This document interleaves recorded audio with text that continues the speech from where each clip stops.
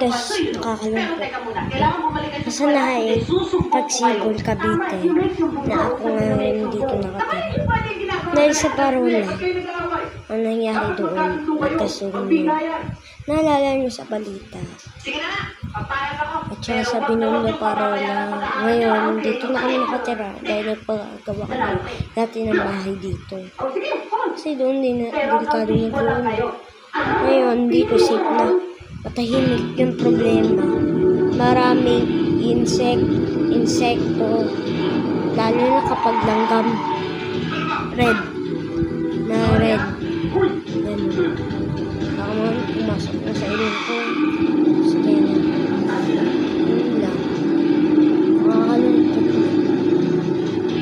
Ayan, ito yung bago namin sipa.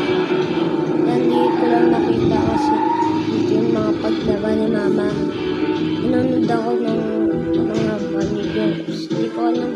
Pero matagal na ito. Ayan o.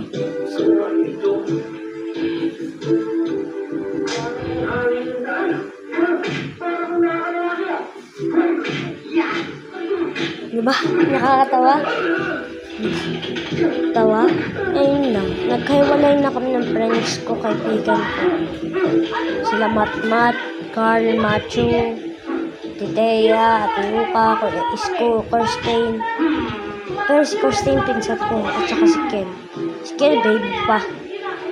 Siguro mga 2 years old na yun. Ay, 2 years old. Ayun. Pero ngayon, nakakalungkot talaga. Uwian na! Pagsibol kami. Kung gusto nyo, pumunta na kayo. Naik, Cavite, Pagsibol. Sa dulo, Diana Museum. Dulo, may gate, may e-trek na red. Doon. Pero malayo talaga to. Sige, bawal. Yun lang. Peace out. Sige. Peace out.